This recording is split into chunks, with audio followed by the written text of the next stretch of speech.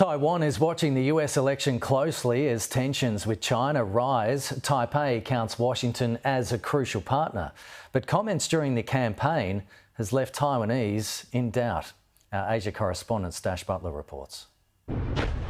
Taiwanese forces staged recent live-fire drills using American-made tanks. US support has long been a pillar of the island's defence against China, which claims Taiwan as its own. It's why, as tensions with Beijing rise, Taipei is watching America choose its next leader with interest and concern.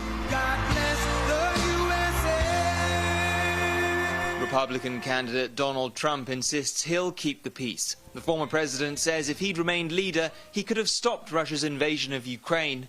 Putin would have never, ever gone in. No chance. It wouldn't have happened. And if he wins this week's election, he claims he could stop a potential war in Taiwan. I had the same, almost identical conversation with President Xi of China. Don't go in.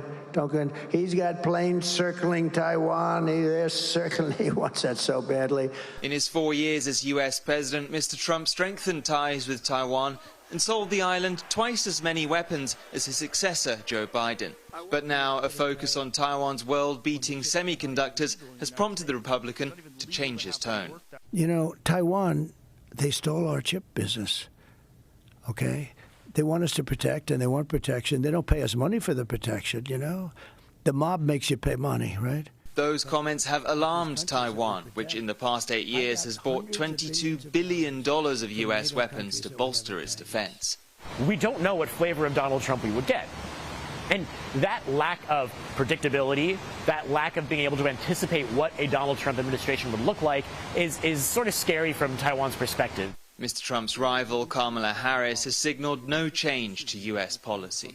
So say if China attacks Taiwan, would we use military force to support Taiwan? Bill, I'm not going to get into hypotheticals, but listen, we need to make sure that we maintain a one-China policy, but that includes supporting Taiwan's ability to defend itself. The Harris administration, I think, would operate within the traditional bounds of U.S. foreign and security policy in a way that a second Trump administration might not. The difference has been noted in Taipei.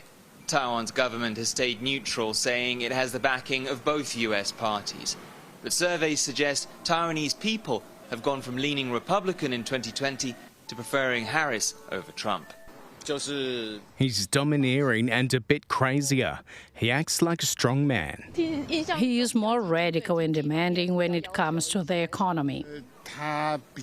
He has more experience and he has more power. I get the feeling he's a madman. He's also a bit less friendly towards Taiwanese chip makers like TSMC, and they're a really important lifeline for Taiwan. China has seized on Mr. Trump's comments to sow more doubt. The United States will always put America first. Taiwan at any time may turn from a pawn to a discarded pawn.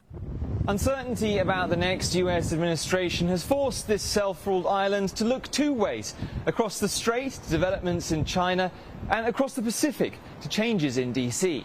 Because as China's military grows, Taiwan is counting more than ever on American help. Stas Butler, Sky News, Taipei.